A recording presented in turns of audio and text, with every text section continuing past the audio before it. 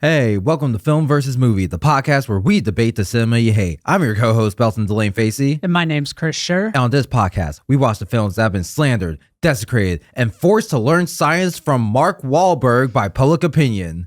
And one of us tells you why it's actually pretty good. And the other one's going to tell you why it's a steaming pile of shit. And if you're already following, be sure to give us 5 stars and stick around towards the end, and we'll go through the movies we're excited about this summer. But today's film, we are discussing The Happening, which is not the last nail in the coffin, more like nail number 3 for M. Night Shyamalan's reputation. Which one came out first? The Last Airbender or The Happening? The Happening. This was the last film before The Last Airbender. Yeah, I can't believe they gave him The Last Airbender after this film. Yeah, I think he already had it by the time this came out. If you notice in the last scene, the little girl does have an Avatar backpack. So I think that was his nod. It's like, see, this is why I got up the barrel. All right, you want to roll through the plot? Yep. And so the main concept of this movie is it follows a couple escaping a mysterious force that causes people to commit suicide. Yeah. The opening scene is in Central Park. It's on like these two women who are friends. One of the women starts acting weird, and then suddenly everyone freezes and people just start killing themselves however they can. Yeah. They did a really good job with that in the sense that like they got the horror right of people killing themselves en masse, in the fact that there'd be like a regular pause in between each death. So like when people start pouring off of the roof of a building, instead of like 9,000 bodies coming at the same time, it's just like 5 bodies, 5 bodies, 5 bodies, 5. They do. They do a good job of just like dragging it out to build suspense and tension. Like it's slow, but it also doesn't feel too slow for what it's going for. All right.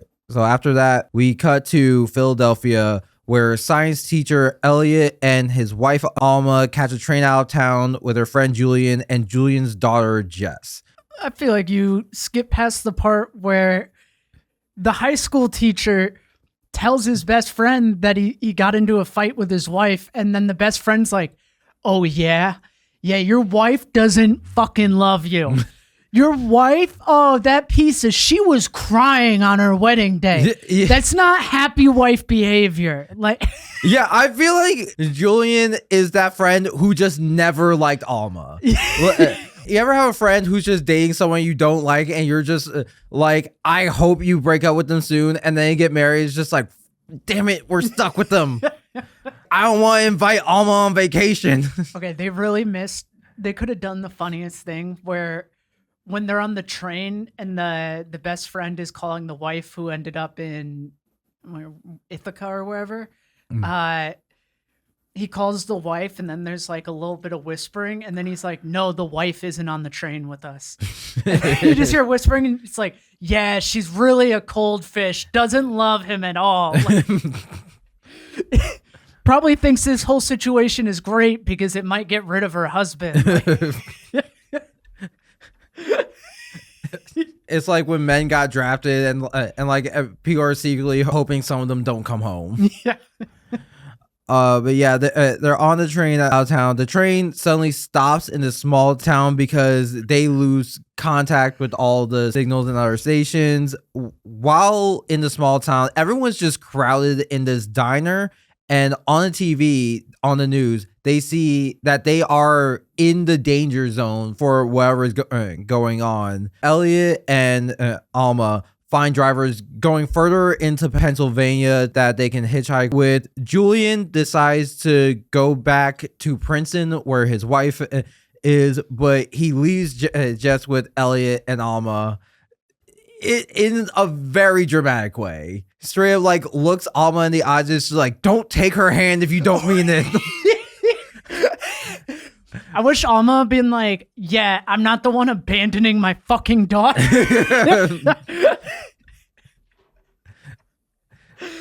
Like, yeah. Everyone's dying, and he takes that one last shot at her. That's a moment where it's like, I feel like they should have let Mark Wahlberg go unhinged. He probably would have ended up saying something that's just like, oh, you're complaining about my wife? Your wife is dead. That's worse. He's like, I'm gonna raise your daughter to fucking hate you.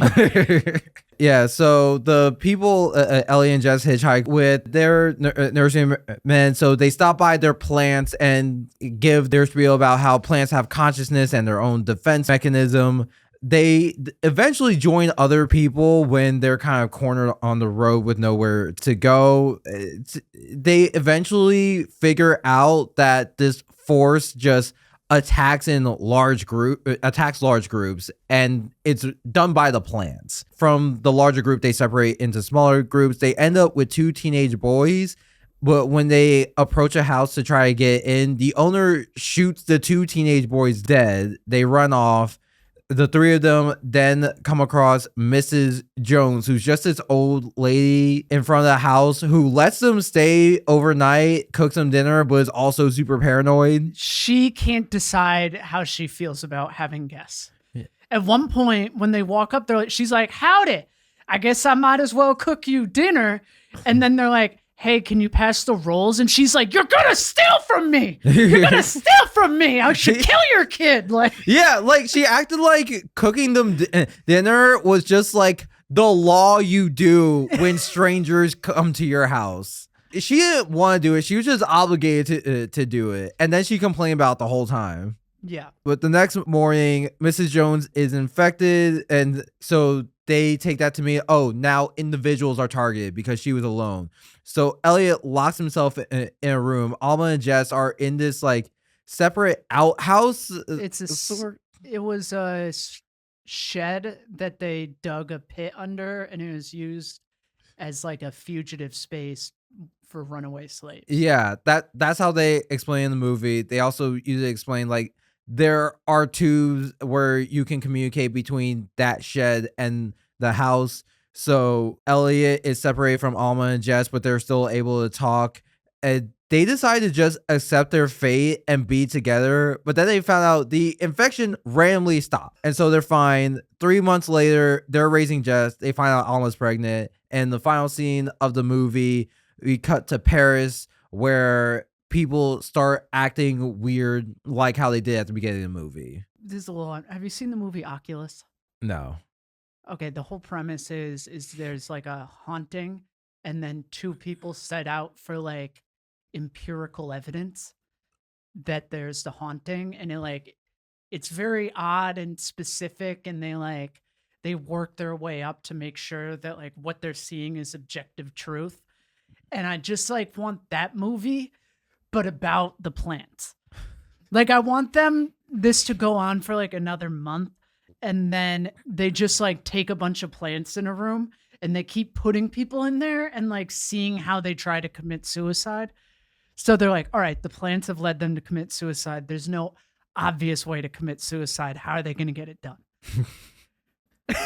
I mean that is one thing. It's actually no. I'm gonna get to this later. As mentioned before, this was written and directed by M. Night Shyamalan. This is coming off Lady in the Water, which was a critical and commercial failure.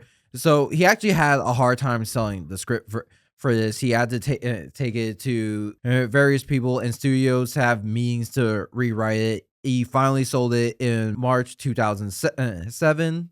Wait. Is Lady in the Water the one about the World War II guy who works at the airfield with all the blow up planes and stuff? I don't know. I'm not familiar with Lady in the Water. I know it stars Paul Giamatti and Bryce Dallas Howard. I think I've seen it. Okay. It's one of those where I once asked someone what it's about, and they said, no, you need to go into it blind. So that's what I will do at some point. So this movie came out in June 10th, 2008 on a budget of $60 million. It made $163 million at the box office, so it did pretty well there. Its Rotten Tomatoes score currently stands at 17% and a 5 out of 10 on IMDb. It was nominated for 4 Razzies that year: Worst Picture, Worst Director, Worst Screenplay, and Worst Actor for Mark Wahlberg, whose nomination also included the film Max Payne. It lost all 4 of those awards to The Love Guru, which is the movie largely credited with tanking Michael Myers' career. or Mike Myers' career. Yeah. I don't know. Too many people named their kid Michael. But interesting enough, it was nominated for a Saturn Award for Best Horror Film, which Saturn is an award specifically for fantasy, sci-fi, and horror. It lost that award to Hellboy 2. Interesting enough. So this movie, since it came out, has like gotten a reputation for just or rebranding as just being a B movie. And actually, before the first reviews came out, M. Night Shyamalan did tell the New York Daily News that we're making an excellent B movie. That's the goal. So his reputation now is much more split. A lot of critics, especially those online who watched it well past its release date, have said like it's an excellent B movie. Mark Wahlberg once told Entertainment Weekly, Amy Adams was once considered for the role of Alma. She ultimately didn't do it because they couldn't like get the contract right, but he did tell Entertainment Weekly that Amy Adams dodged a bullet by not starring in it, which Mark Wahlberg and Amy Adams would later go on to star together in The Fighter. I just want to imagine at some point on set they just talked about that movie. There. Like I'm just imagining Mark Wahlberg going just like, yeah, you dodged a bullet. They just had me talking about science. I don't know anything about science. I kept asking him, what's the science? And he's just like, don't worry, you'll figure it out. I never did. I'm not sure he realized that. Yeah, because then they also had Christian Bale there too. And I feel like Mark Wahlberg just wouldn't be able to tell Christian Bale he was in this movie. He'd be like, the half an hour. What are you talking about, Christian? Like, so that was one of the movies Christian Bale had to get skinny for. Or I imagined Christian Bale was just hungry that entire time. that's true. Like honestly, whenever he has to go through a massive weight change like that, I just imagine on set he's either super hungry or super tired. So now it's time for our opening statements. I will be attacking this film, And I will be defending it. Many, including Shyamalan himself, have claimed this film was always intended to be a B movie. I think you simply shouldn't believe them. The Happening shows signs of clear attempts at sincerity and drama, but fail to pull it off. He simply uses a lot of practices he's already done in previous films, but without the touch that made them effective. The Happening simply shouldn't have happened. The Happening is a surprisingly decent film considering it has everything it needs to be really bad. It accomplishes this by pursuing mediocrity relentlessly, and in doing so pushes it just above a passing level. I'm just going to come out and say there's a lot of people who say Mark Wahlberg can't play a scientific authority. And I think that's true. I don't think he needed to for this movie. He just needed to have enough authority to come off as like a mediocre science teacher. See, that's the thing. I feel like if they just didn't make him anything related to science, it would be more believable. Because with Mark Wahlberg, I think I could believe like he's a guy that takes charge and could put things together. I do not think he has the knowledge of like anything scientific. And like the script also doesn't provide any scientific knowledge for him. Look, the only time he actually included the fact that he was a science teacher was when he was going like, scientific method, scientific, here we go. And then he was just like, all right, just let him die. Yeah, here's the thing. Like, so I think if we were to categorize any other movies we've done as B movies, I think Fateful Findings from Neil Breen and Titanic 2 would be the top contenders. I genuinely think Neil Breen did more research about government corruption than M. Night Shyamalan did about actual science or biology. And I think the makers of Titanic 2 did so much, not even questionably, definitely did more research on like cruise lines and the ocean than M. Night Shyamalan did on science. Okay, I'm not even disagreeing with you on anything but the Neil Breen part. Neil Breen doesn't even know what the government is, other than the fact it's a word you can say that has meaning to other people. Like, Remember the ending of Fateful Findings? He just holds up a CD and he's like, I found the corruption and it's very corrupt. And then it just keeps cutting to suicides like it's the happening. I think Neil Breen understood government corruption. He just doesn't understand technology. But yeah, because I think with the movie, it becomes clear, like he really teaches biology, which is weird. They don't specify biology because that's exactly what would make him qualified to like talk about plants.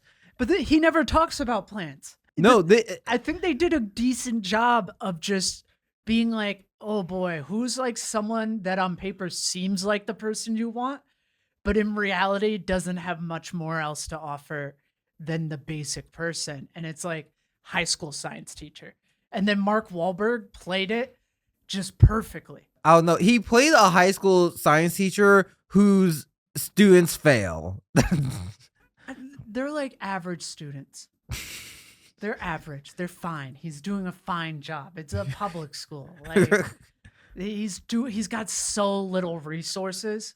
His quippiness is the only thing that keeps the kids interested. I feel like he's one of those teachers that's like who only teaches to coach the wrestling team or something. Yeah, and it's like that. That's the thing. I feel like if they just showed he was actually knowledgeable, because like all this. Because like they give a lot of information through the news. Like I think like they put it together like plants is through the news. So like the only thing he puts together is that like, oh, they seem to attack places where there are more people, and I don't think you need the scientific background for that. No, he's kind of like at the beginning. He's like, really, the pox? Sorry, I'm trying to do a good, decent Mark Wahlberg. Well, the pox? Oh, my God. Yeah, that's not good, Mark. I think the character works. I think out of everything to criticize about this movie, Mark Wahlberg's character is not one of them. I think it is like the one thing that is solid throughout the whole film. Yeah. Okay. Well, I feel like the next character is Alma. I don't think she works. She just has no depth. They don't give her anything at all besides a failing marriage, and we don't even learn what's wrong with their marriage. Yeah. Her whole thing is that she's upset that the guy she went to get tiramisu with thinks it's more than tiramisu. They really like solve the whole relationship drama in like 3 sentences. Yeah, it's like they cast someone who just needs to blankly stare occasionally. So it's like, oh yeah, of course, Zooey Deschanel. She has big eyes. She's got those big bug eyes. I know. I know. It's like I bet M. Night Shyamalan once he saw Ella Purnell for the first time, he was just like, God damn it, I need her. I was cracking up at like, we think it's this new form of terrorism, and she's like, oh no. And then they're like, yeah, it forces you to commit suicide. And she's like, suicide? Like, could it get any worse? And it's just like, or like, can this world get any worse? And I'm like, that sounds like something Jessica Day would say. Yeah, like this was Zooey Deschanel before Hollywood came up with the term adorkable, so they didn't know what to do with her yet. Yeah, she has no development other than like she vaguely looks over while Mark Wahlberg's character is consulting the girl, and then like does that weird thing where when the girl is sleeping in the car, she like pokes her head in and like reaches her hand out and then closes the door to the car. She doesn't actually offer any console. Yeah, like that's one of those things that like also makes like them being pregnant like the weird victory in the end, because like Jess is the only like kid to really be in the story. They don't talk about having kids at all. Like it's not something either one of them, as far as we know, was looking forward to. So like that moment is like, is she trying to be motherly but like doesn't know the boundary Yeah, because I think like presumably at that point, both of Jess's parents are dead. So is that like, oh, I'm not ready to take on this role, but like by the end of the movie, they've been raising Jess for 3 months, and they're like, all right, we could be parents now. I don't know. Do you think it was hard adopting Jess? Like, do you think the dead parents had any family that would maybe want the girl? Or they're like, yeah, we're just gonna leave you with the high school teacher who they hated his wife. I mean, here's the thing: there are so many mass deaths. Like, I feel like social services paperwork was just backing them up for months. They probably just went like, "Oh, show us evidence you know her parents and got along, and I'll just sign the paperwork." Like they probably showed like a picture of them at like Six Flags or something, and it's just like, cool, you're the guardians now.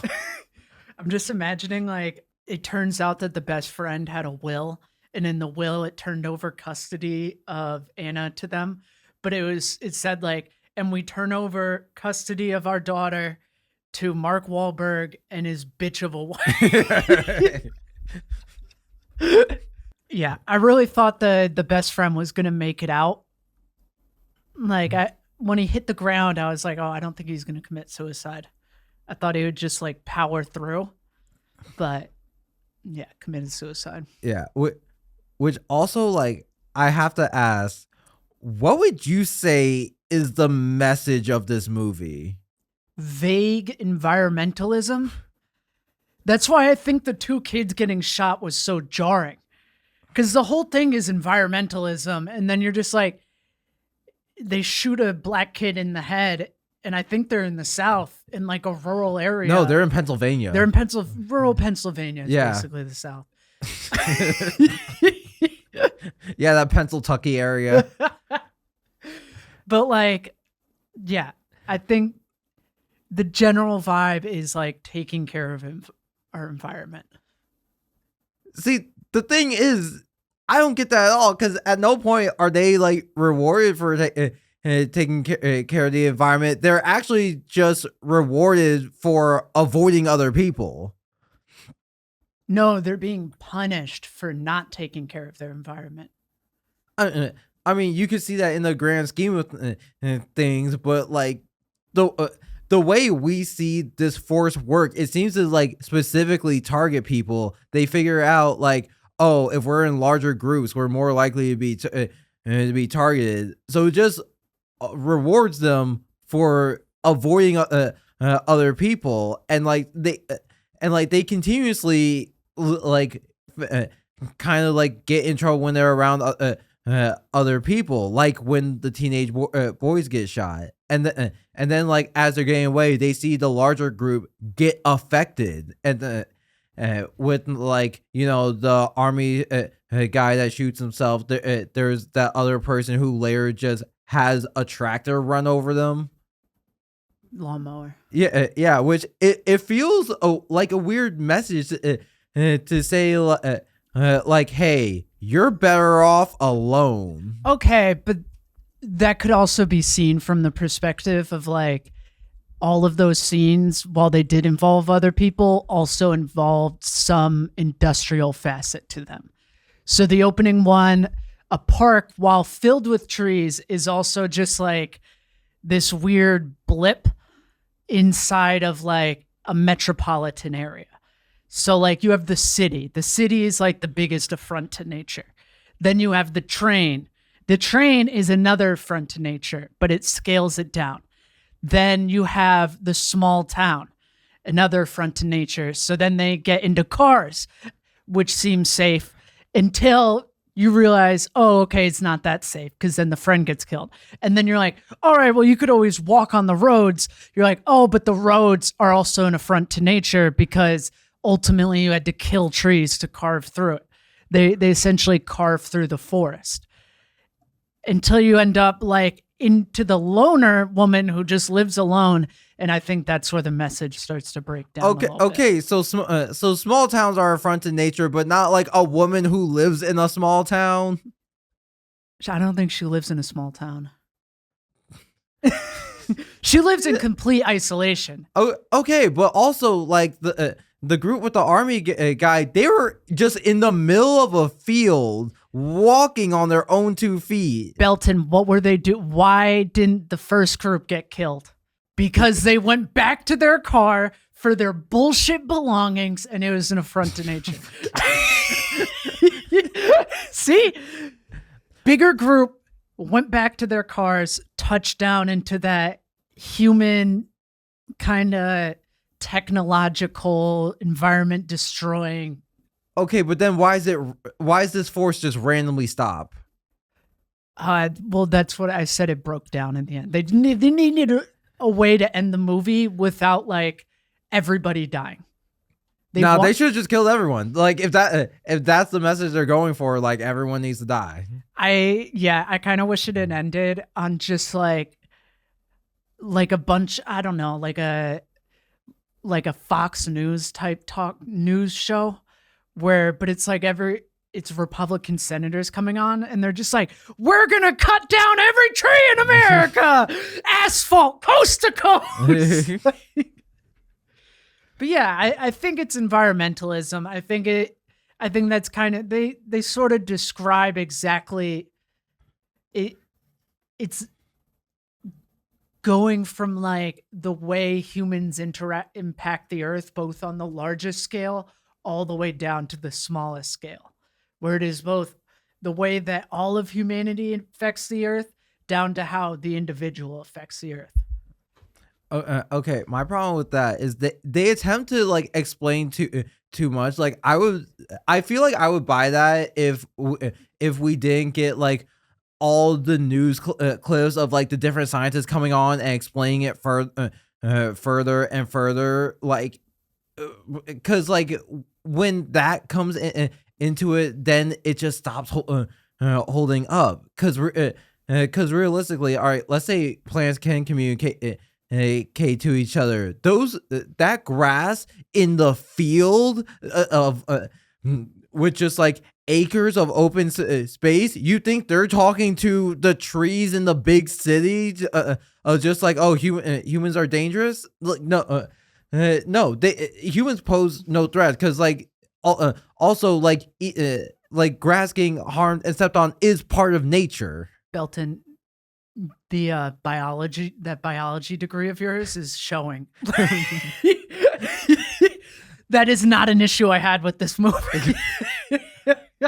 Like if you were to say like bland character development and like mediocre acting and a few other things, I'd be like, yeah. But if you're talking about the biology of the killer plant movie, you have to like give up. Well, I'm talking about it because they talked about it. Like, I'm not pulling this out of thin air. I'm pulling this out of the script. Well, like at some point, you need some description of what's going on for their actions to make sense. At some point, the idea that it's the plants had to be put into Mark Wahlberg's head. I think it would have been more interesting if those ideas came from him. Like if the characters figured it out instead of just being fed stuff on the news. Because I mean, that's where his science background would come in. I don't know if it would be convincing. Yeah, like I don't know if Mark Wahlberg can play like a scientific authority. Yeah, because I think it's a little. I like it sort of just like watching someone with just the tiniest little bit of background to actually deal with the situation, overcome it. Okay, but again, that's why I think he just shouldn't have been like had any scientific background. Like, I don't know, make him like a photographer that specializes in plants. Like, I could totally see a nature for a photographer who's like, oh, I appreciate plants, but I don't really understand everything. Like, to me, like that's a level of like familiarity I could get behind, not someone whose job is to fully understand science. I don't think that a high school science teacher needs to fully understand science. I'm not buying that. This is what I'm getting a little hung up on. Like, I like watching the everyman in the role because I don't think a high school science teacher should have to know everything about science. No, they shouldn't have to know everything. But I don't. I feel like the movie's treating him like an authority. Like anytime they have question about something, the group just turns to him and it's like, you need to answer this question. But that's just because he's the only one who's not shitting his pants right now. He was shitting his pants. You saw he completely froze and just openly went through the scientific methods. Well, there you go. I've never seen someone verbally do that in my life. I think that might have been M. Night being like, "Oh yeah, I forgot halfway through writing this, I made him a science teacher." I could see if he's just like putting clues together, but it's like I also think it would have been a much more interesting dynamic to give like everyone slightly different backgrounds, so then they have to like use their knowledge together. And I also think that would have like served the subplot of Elliot and Alma's marriage falling apart, because that forces them to communicate. Nah, I'm still fine. I like Mark Wahlberg, science teacher who doesn't seem very scientific. It makes me think of like what you would find in a science room in like a mediocre school in Boston, and just essentially be like Mark Wahlberg. And you'd be like, I don't know how qualified you are to teach you science. And he'd be like, yeah, well, you seem a little queer for a 7th grader. Now sit down.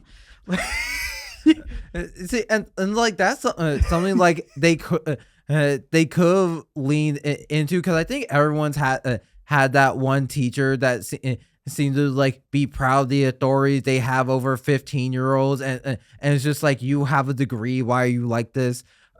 But ultimately, I do think M. Night Shyamalan just takes himself and does films too seriously for this to be like the B movie everyone says it is.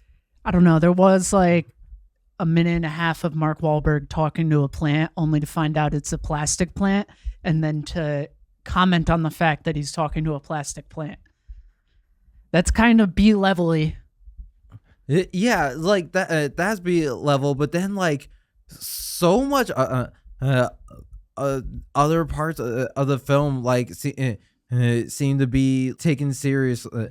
Like the moment they find out like Princeton was hit, so Jess's parents are likely dead, like that was done with like deliberate attention. You could tell like the camera movement was very deliberately place to raise tension. We're meant to take it seriously and all that. Moments like that when the teenage boys were killed, like like that is stuff like that just doesn't fit with the goofiness Mark Wahlberg's character has. I think that they failed in all of that, and they all should have been removed from the film.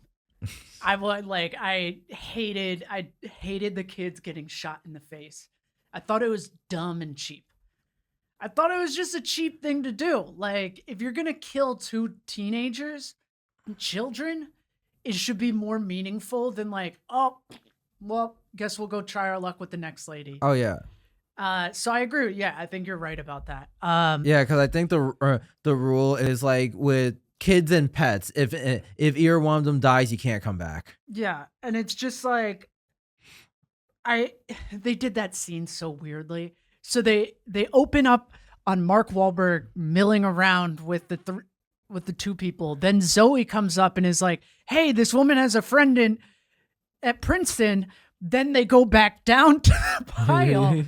And I'm just like, they did this a few times where they kind of like, they'd be like, oh, here's this thing that is very obviously going to be a plot point later. So like, we're just going to, yeah, here it is. Get ready. It was like when they're like, oh, this bungalow, you can talk from one house to the next. And you're like, oh, I wonder if they're going to get separated. Oh, they got separated. And then they just like didn't use it for anything meaningful. The separation at the end when they fucking like the Zoe and the girl are in the little slave quarters, and Mark Wahlberg's in his room, and they're like, well, if I'm gonna die, I don't want to die alone. And so they're like, all right, let's unseal the rooms, meet in the middle, and just bring the girl with Yeah. Like that was crazy, especially because like in the end they're raising her. At some point that girl is going to put it together that the two people raising her once risked her life just for like a smooch. Yeah, but like, yeah, I kind of hated how they did that. I think where the movie did best was like when it felt more like a straight up shot of what people would be like during this kind of a disaster. Like when it kind of felt like I was watching like something bordering on like a comedy. Yeah, like I do think the panic and chaos it captured well. Like when they get to the intersection and they keep finding that the direction they're trying to get into, and they're trying to figure out what's going on, and they're using random bits of information.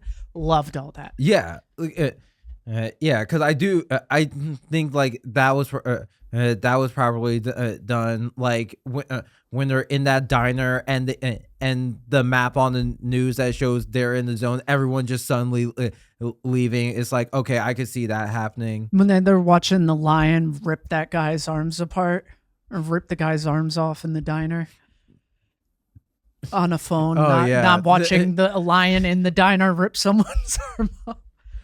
But yeah, and that's another thing. I feel like if they wanted to probably go for B movie stuff, it's like switch up the deaths a lot more. Like it doesn't have to be full Final Destination style, but like the moment where Julie and the other guys are driving through Princeton, it's like they pass a wood chipper. I was expecting like one end of the wood chipper to just be all blood, but instead like there are people hanging from trees. It's like that's so much like more elaborate. So I think wood chippers, okay, this is me speculating off of an episode of Malcolm in the Middle, but I think wood chippers are expensive to repair. It's expensive to repair the blade, and they're only made to cut like wood. So I think they might have been having prop issues about where they're like, we don't want to destroy this wood chipper. But yeah, the guy should have ended up in a wood chipper, at least one of them. You need to send like an actual body replica to a wood chipper. You could just have like the props department put on some paint or just like run a balloon through it. They could have had like just legs hanging out the front end of the loader part of the wood chipper. Like his feet get caught on the edge, so only half of him chips. Yeah, I agree with that. I'll give the lawnmower was a real nice kill. The one where they just commit suicide bullet by bullet is pretty fun. Like, and they give enough time where it's very clear that as soon as the gun hit the ground, someone else came and picked it up. Yeah. I thought that just sprinting into a window at full speed was kind of nice. Wouldn't it make more sense if you had two people and there was no meaningful way to commit suicide?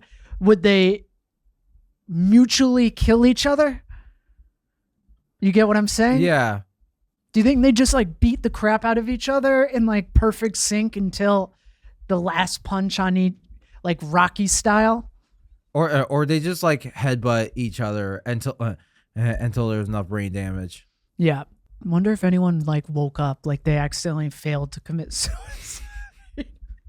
What happens if you're asleep? Like I have so many questions. Also, if they just stayed at the original diner after everyone left, they would have been fine.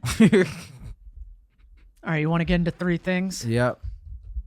All right, so these are our concessions. This is where I give three things I liked about the movie, and Chris gives three things she didn't.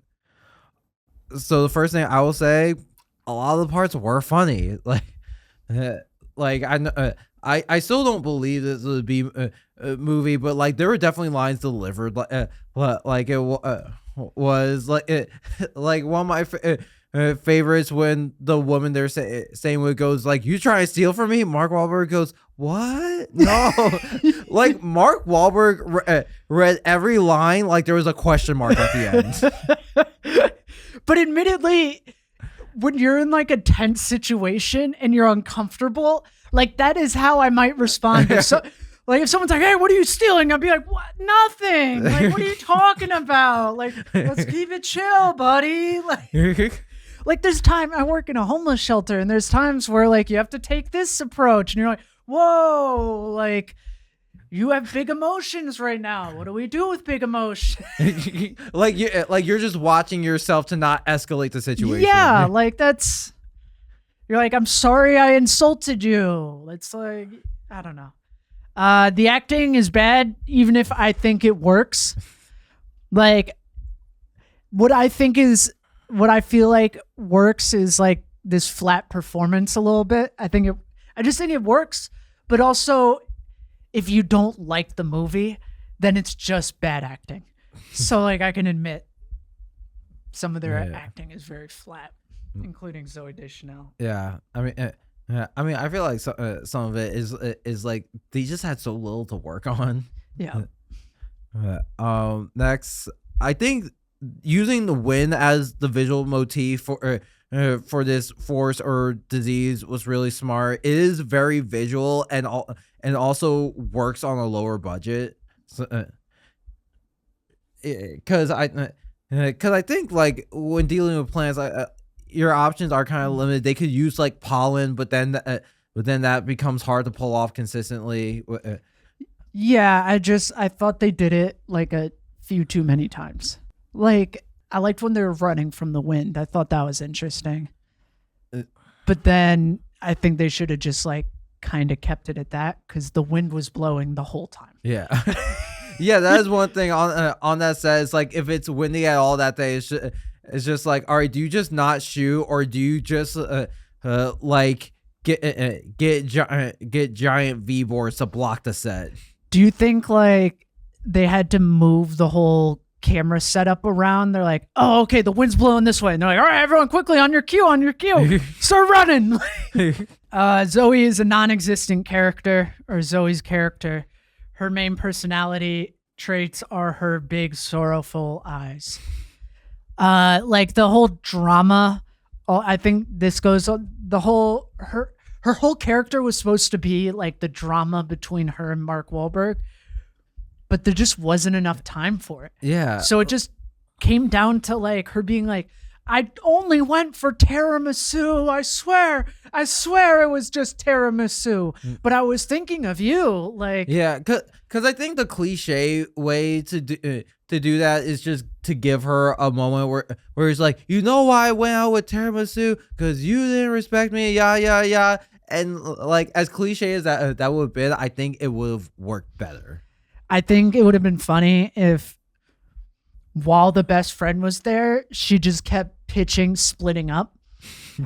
She's like, "Oh, well, what if the virus goes after people in groups of 3 or in 4? I'll split off." And "Oh, the train stopped? Oh no, I think you guys go south. I'll go north." All right, my last concession. The opening scene was really solid. I do think it set up like the tone and mystery of the whole movie pretty well, and I think the acting in their work because it's supposed to be like a little bit off base, but yeah, I think that was a really good intro to the movie. Yeah.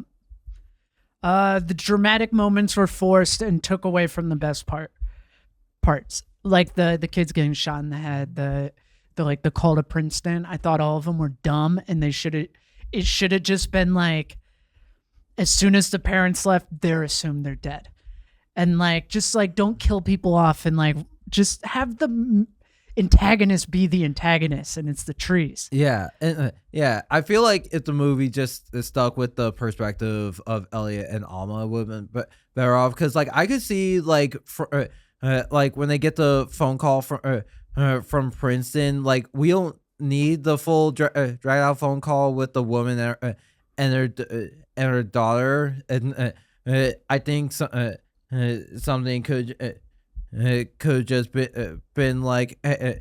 Alma comes to him and is just like, yeah, a woman just got off the phone with her daughter from Princeton. They've been hit, and like that's kind of all we need. Yeah. All right, let's closing statements. Yeah.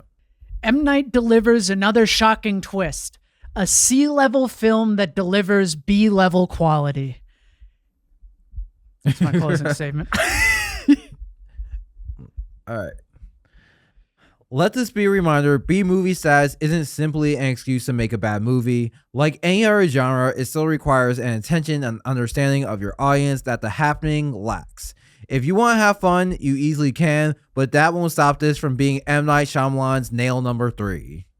And now, before we head off, the summer movie season is right around the corner, and there's a lot of movies coming out, so we thought we each go through 3 that we're excited about. All right, are we doing them like all in a go? Oh, I was thinking back and forth. All right, movie that I'm third most excited for. I would not do very much to like make it come out earlier. Like I'd pet a dog to do it, but I'll pet a dog all the time. And that is the new Final Destination movie. Gotta love creative supernatural murder.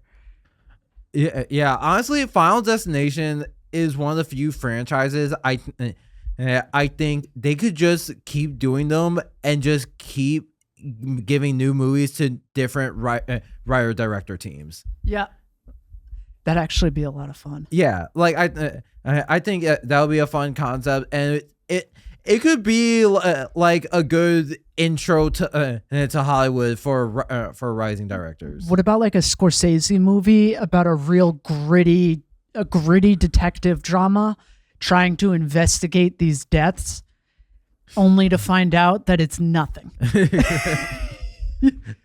Like, honestly, that would be a funny twist for a Scorsese movie. The twist is it's in the Final Destination universe. All right. My number 3 is Superman. They're coming out with a new one. I like the cast. This is James Gunn's first big project after taking over the DCU. So, and like, I just like what he's done with superhero movies so far with the Guardians movies and the Suicide Squad. Not the first one. I think this one could be a lot of fun. It's not higher because like I'm still skeptical about DC. I'm psyched there's not another Batman movie. Like I'm gonna have a hot take. Like, Batman is a cool superhero, but I fucking hate Batman because there's just been way too many of them. Yeah, I mean, he's like DC's go-to. Him and Superman, really. You know, you want to hear another hot take? What? There aren't enough Spider-Man movies. I eat that shit up. All right, coming in as the second movie I'm most excited for, A Simple Favor 2. More simple, more favor. Primarily because I have no clue what it's going to be about. And it sounds interesting. I know Belton does not like Paul Feig. Yeah, he has some good movies. Like like the first Simple Favor, I thought it was good. I think it could have been better. But I mean, that's a pretty generic thing to say about like any movie. My number 2, Mission Impossible: The Final Reckoning. I know after the last one, a lot of people said like it's not as good as the other ones, but like honestly, it's still a really fun theater experience. I mean, the behind the scenes for those movies is essentially like, is Tom Cruise gonna kill himself? But I mean, like, in terms of summer blockbusters, this is almost guaranteed just fun on the big screen, and that's what I'm looking forward to. Best Friends is my final one. The number 1 movie. I would literally give up petting dogs. I think you mean Friendship. Oh, Friendship? That's yeah, because you're talking about the A24 with Tim Robinson and Paul Rudd, yeah, right? Well, that's I'm like gonna I'm gonna jerk my lady clit to it or whatever. Yeah, yeah. That would definitely be on my list if you didn't take it. Cause like honestly, A24 comedies I do tend to like, and we need more comedies on the big screen. I kind of anticipate we're going to get some more with the recent news that like China might not allow any U.S. movies in the future, so which means we're going to get fewer big budget movies. Hell yeah. Yeah, Well, so not like hell yeah to everything else going on, but like more comedy. yeah, more comedies. Wish it was under different circumstances. Yeah. Yeah. That new that like meeting is kind of like meeting someone cool at a funeral. It's like, oh, I wish this didn't have to happen for us to meet each other. Yep. All right. My number one from the world of John Wick, Ballerina. Like I just love the John Wick movies. They're essentially Fast and Furious for film majors. But like they're so much fun. Each one keeps going over the top. I know this is a spin-off starring Ana de Armas, but I'm still looking forward to it. I deliberately avoid trailers because I want to go into this as blind as possible. Hell yeah. All right, let's finish this bad boy up, Belton. Yep. All right. This has been another episode of Film versus Movie. Be sure to rate us 5 stars wherever you listen and follow us on Instagram and TikTok. I'm Belton Delane Facey. My name's Chris Scher. And we will see you all next time.